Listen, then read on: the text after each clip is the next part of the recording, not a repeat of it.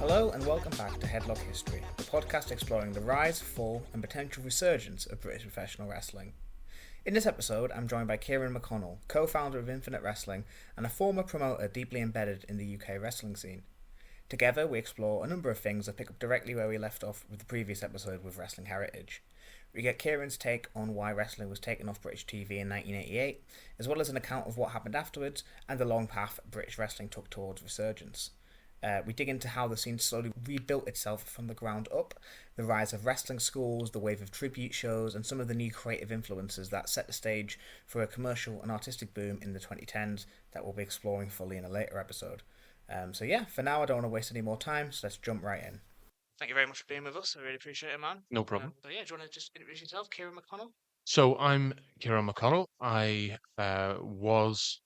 suppose I'm still the co-founder of Infinite Promotions, but it's no longer sort of my firm. I've handed the reins over to others.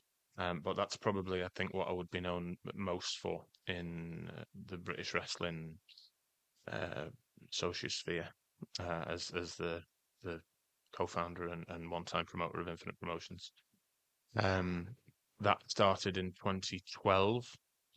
Before that, I'd trained and wrestled a little bit since November of 2008. Infinite is obviously a Liverpool-based promotion. Yeah.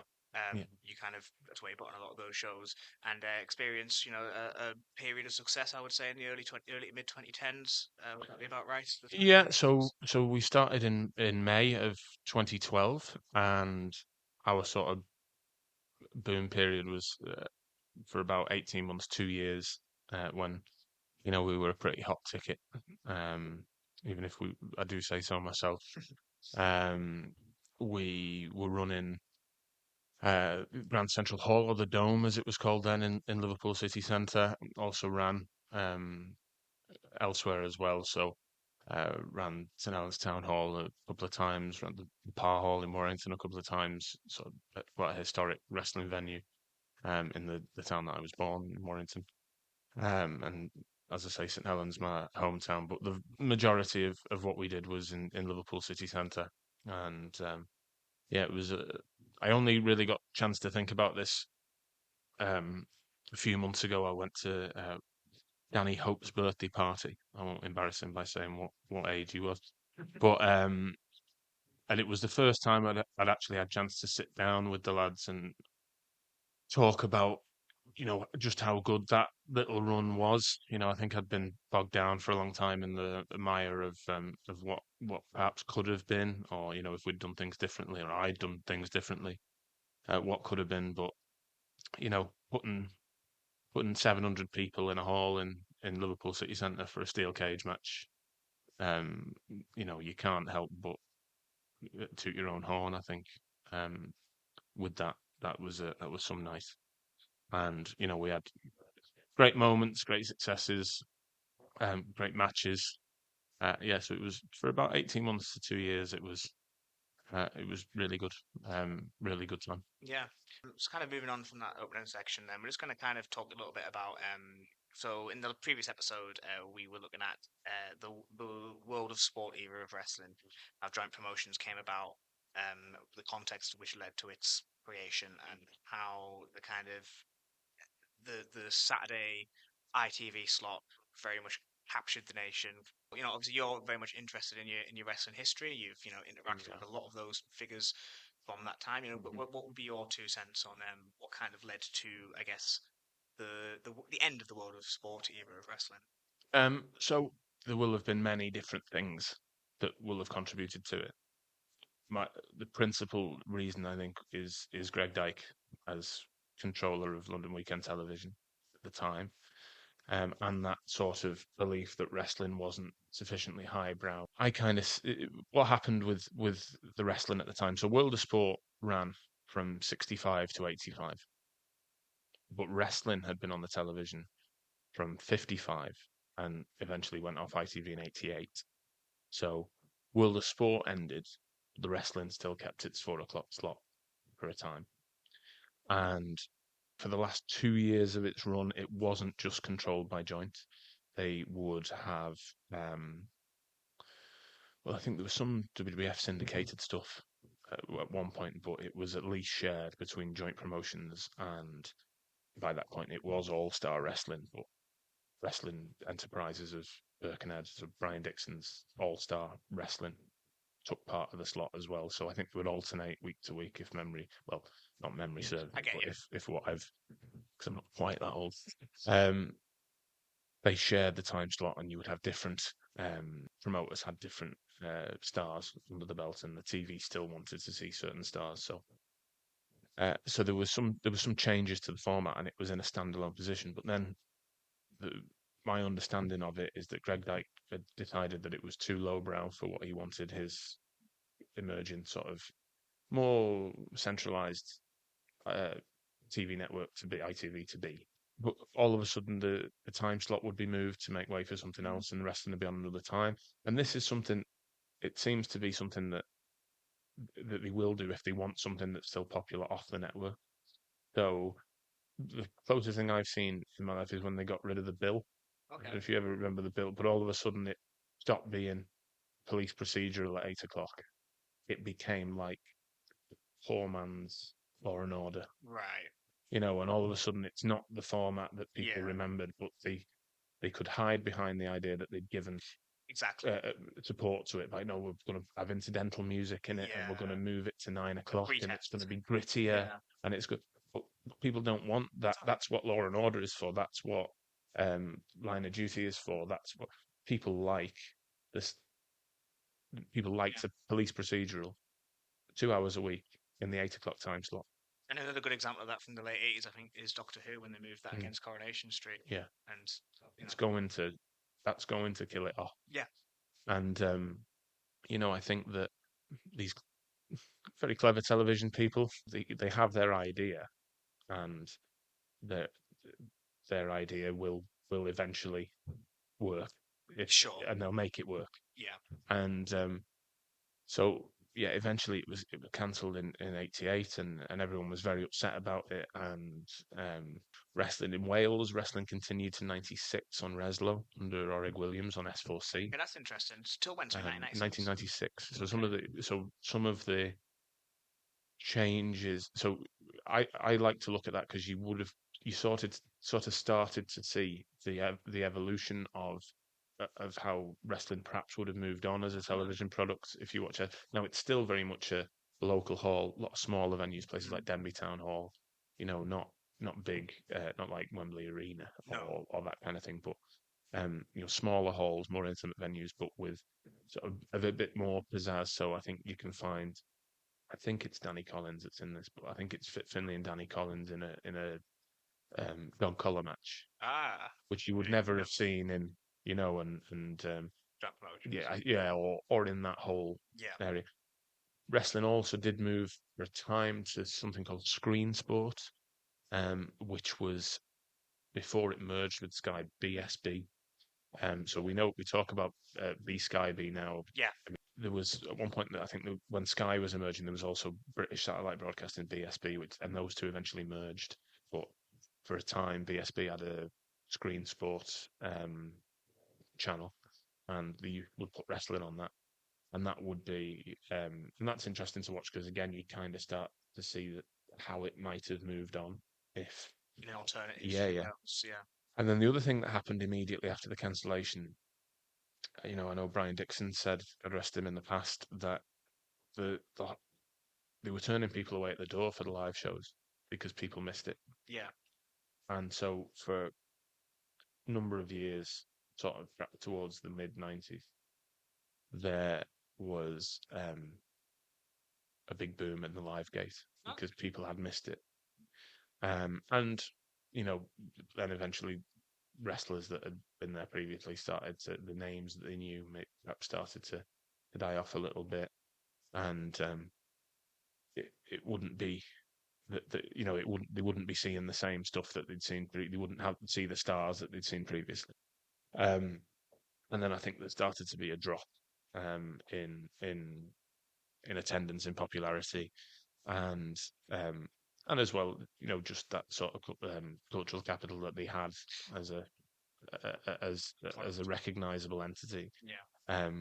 everything kind of went quiet, if you will. There was still wrestling around. Yeah, this is we're getting towards mid-late 90s now. Yeah, and then obviously, as you say, WWF syndication on Sky then became the thing that was what people recognised as wrestling. And then a lot of these sort of tribute shows would spring up where people would, which are often derided now by fans, but at the same time, up and down the country, you'll see Robbie Williams tribute acts. Well, there we go, exactly. Tom Jones tribute acts, and all that kind of stuff.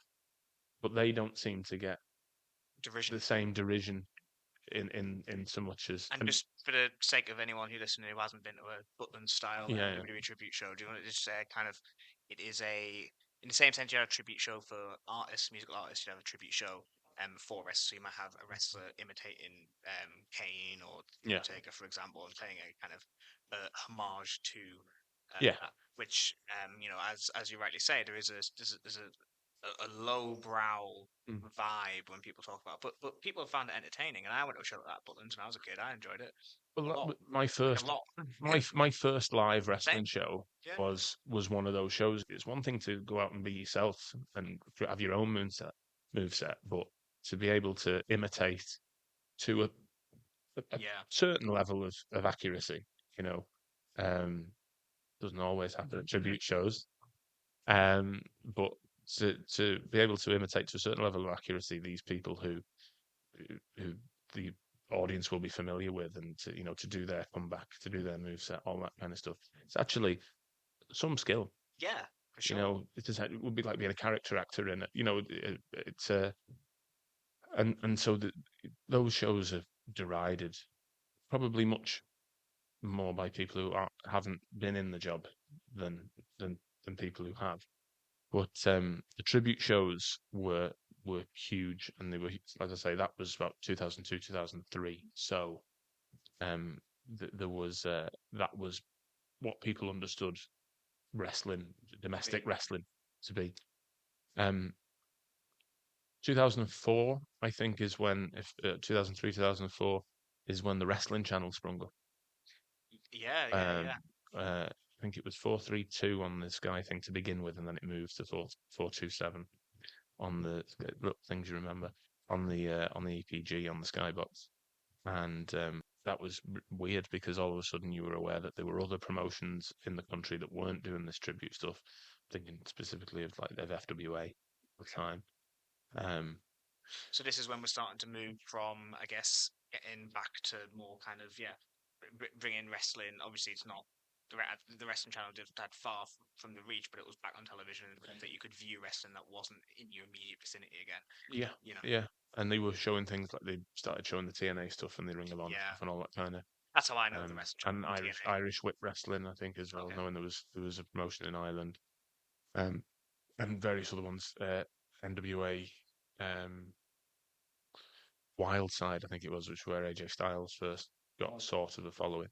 So that's around about 2004. I think they trialed it on a different channel, like at certain points in the day. Ring of Honor, of course, was on there as well. And then all of a sudden, people that are into wrestling start to know that there's other things out there. And again, if you love wrestling, you will go and find it. And I think that the Wrestling Channel was a big deal. You're still getting, and I was getting Power Slam magazine, I think, at the time. And, they'd start, and that's when I first became aware, really, of a domestic scene. But it was still very much. I didn't think at the time I was going to get into it all of a sudden. No. But then I think FWA were advertising a school, and I think my mother rang up when I was 14 at the time, and they said, "No, we wouldn't take you yet." Obviously, then that sort of dream, I'll look again another time. Yeah. But again, that awareness of wrestling was there. I'm conscious that I've shot very far forward all of a sudden. I just want to touch on something that you asked about earlier, if that's okay. When you talk about the quality of World of Sport or Mount Evans style wrestling having dropped off, so let's go back to the late 80s, just because, again, I think that Big Daddy and Giant Haystacks are often thought of as um, the product having gone They are. down. That is very much the impression, yeah. But I just want to give them the flowers in so much as, again, we were talking about wrestling developing.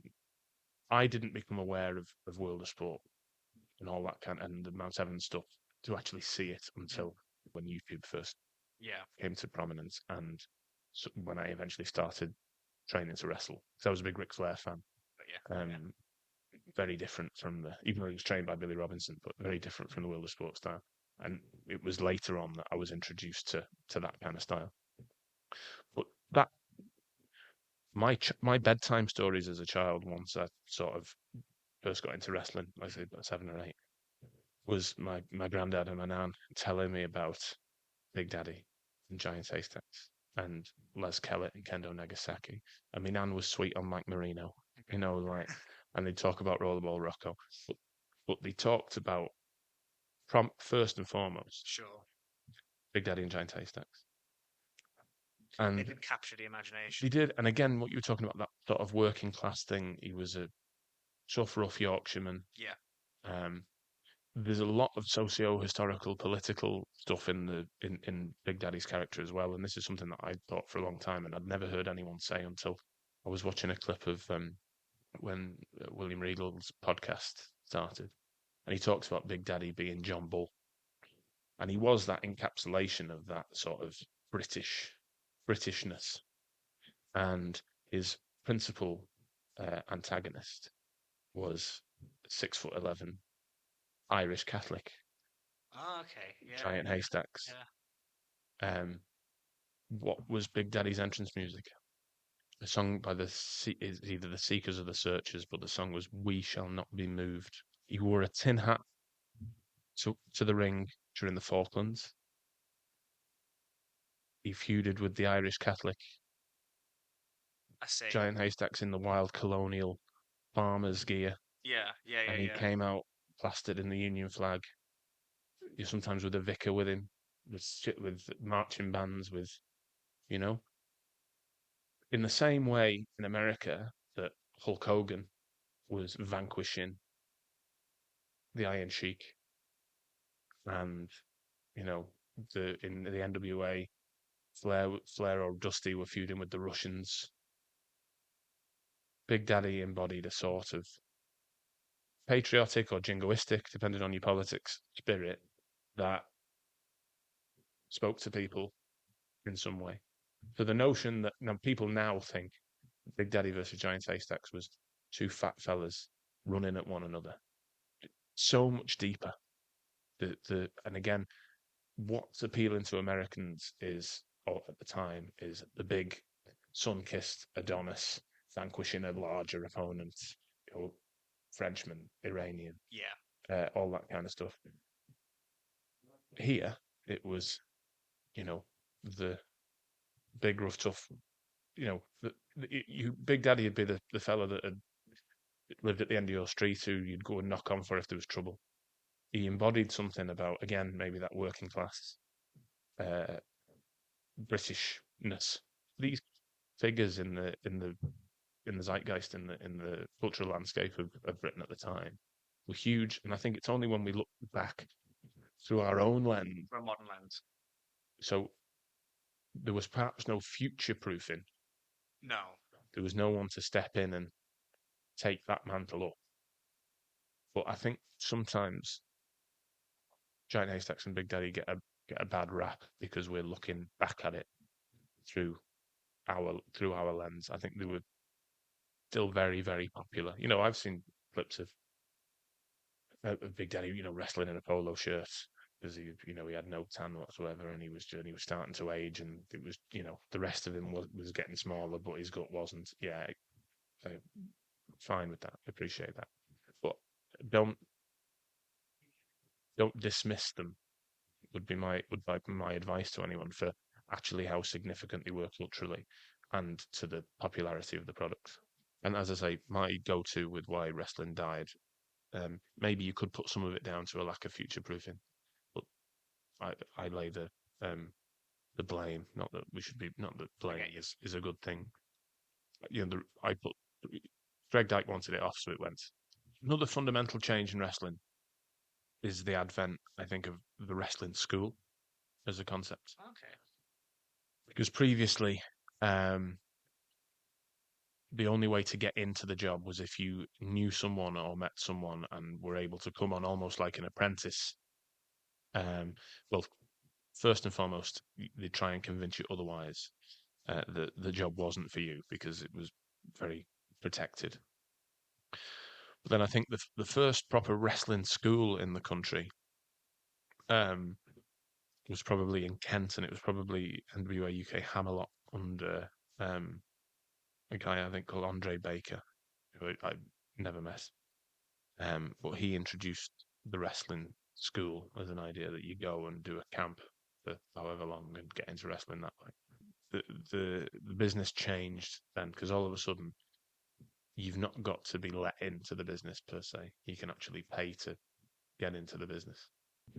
Now, of course, you can go to a wrestling school. Now, I think at the time, and I don't want to do anyone a disservice, but I think at the time it was just another avenue to make money out of fans because we've all had that daydream of we've all of wanting to be a wrestler, and all of a sudden the job is easier all of a sudden to get into as long as you pay your money. And so wrestling schools, I think, originally sprung up as another income stream. Now they're the norm, but I think people that maybe came in through the wrestling school side of things had a different outlook on the business because they hadn't gone through it the old-fashioned way. So there was, all of a sudden that sort of line of succession was broken, and then we get to like 2004, 2005, the rise of the wrestling channel. Around that time, you get these new firms springing up with more of a that don't want to do the tribute stuff, and have perhaps got more of an indie focus from what they've seen on the wrestling channel or on the and tape trading and things like that, things that they've seen from abroad. So then you get a whole new subset of wrestlers doing something different. They've got a fundamentally different outlook on wrestling and they want to do their thing, and the wrestling channel is giving them that room. And then YouTube comes along and all of a sudden people are starting to put stuff on there, and wrestling's all of a sudden more accessible. Domestic wrestling's more accessible.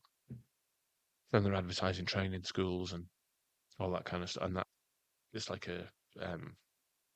it's just that domino effect of a different way of doing the job, basically.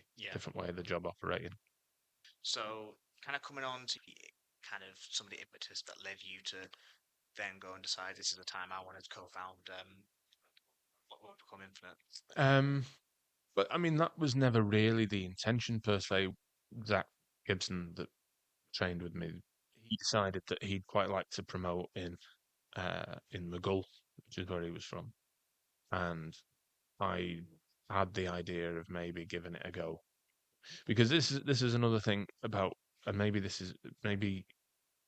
had come up in the natural flow of conversation, but a lot of people become wrestling promoters who actually would probably, and I put myself in this category, would probably just prefer to be bookers. They've got a narrative vision, they've got a way that they'd like things to be done in terms of the narrative, but everyone's got that. No one's going to set up a wrestling promotion to give someone else creative control. So I would probably have been happier as a booker than a promoter, because I'm not the world's best businessman. I'm not applying for The Apprentice anytime soon. But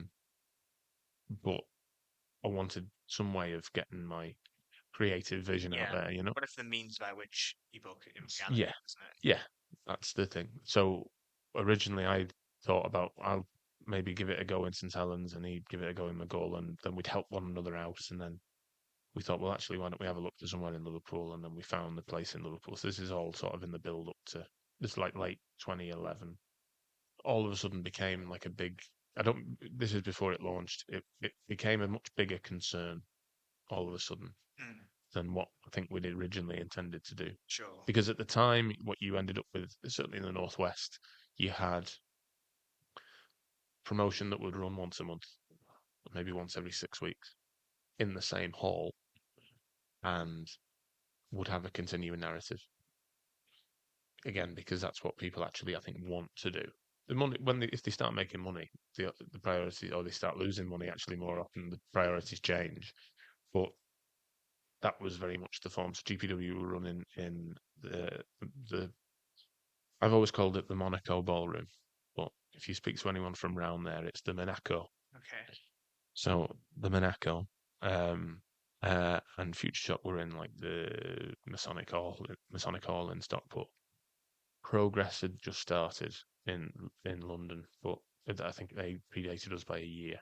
There was just a pre-boom, the pre-boom period when we thought that there could be scope for something more. Yeah, Yeah. very, very much so. Yeah. So yeah, kind of looking at then Infinite, what role did you then transition into after? So what was the process from which you went from Infinite promoter slash booker, or codes promoter slash booker, however you want to phrase it, to no longer being what? Well, I ended up running the firm on my own Yeah. for a time because people's priorities change. Sometimes people have conflicting goals and one takes precedent. And I think that's probably the best way to talk about how it came to be in sole control.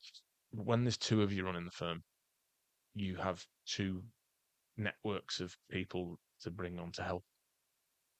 And then when one leaves, perhaps people that had a loyalty to one person aren't necessarily as loyal to the firm thereafter, and that's just human nature. So that happened. The venue we were running, which had been a godsend to us to begin with, because there was no bureaucracy or terms and conditions and things, eventually became actually more of a struggle, because it was one of those things that the better we did, the more they wanted. And that's, again, human nature sometimes.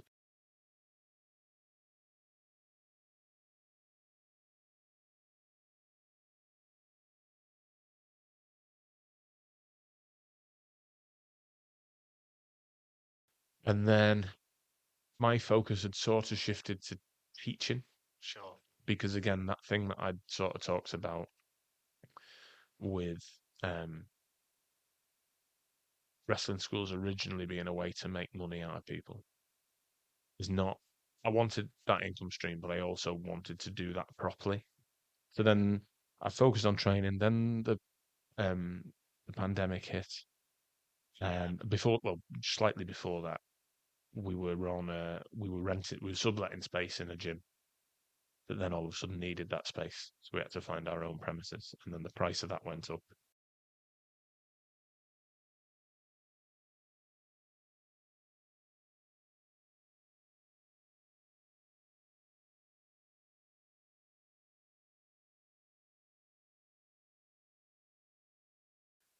But then business dips, and then all of a sudden the pandemic comes along, and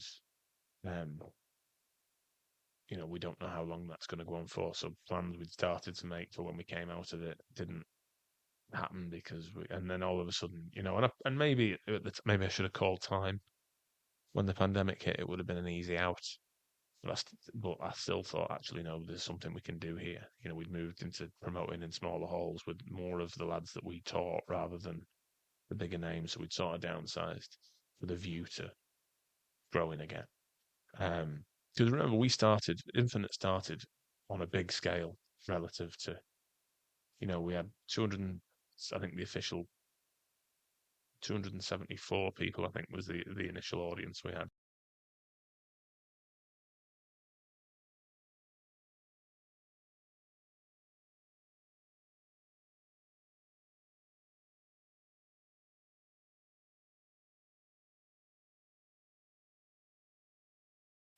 And it was something that no one else was doing. No one was really, I think at the time, doing city centre wrestling.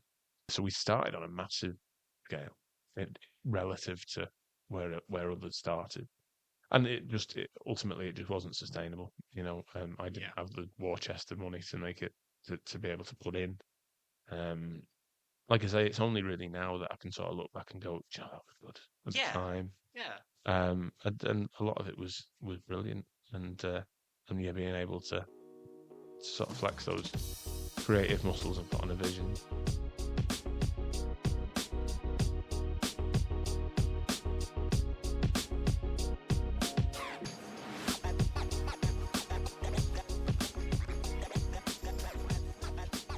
So that was Ciaran McConnell, and it was great to have him on to discuss all those things. And I'd like to thank him again for talking to me. Hopefully, this has helped to bridge the gap between what British wrestling was in the golden era and what it is today, and how we got from one state of affairs to the next.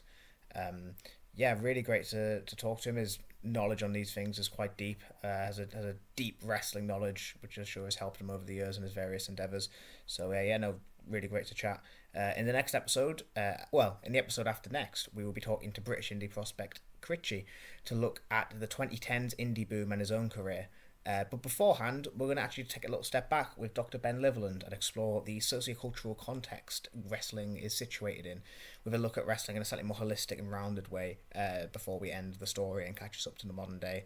So we'll be taking a little bit of a step back in the next episode and looking at, issues such as class, how issues such as gender and wider economic shifts and cultural shifts, how they've affected wrestling over the years and how they've helped shape the product. And, in certain ways, how wrestling's helped shape the world around us. So really great chat that I was able to have with Ben for that, and I'm sure you'll enjoy that a lot. Other than that, as ever, full versions of these episodes are available on the BritWres Central YouTube account. So if you'd like extended versions of these podcast episodes, feel free to check them out there. So yeah, thank you for listening, and I'll see you in the next episode with Dr. Ben Liverland.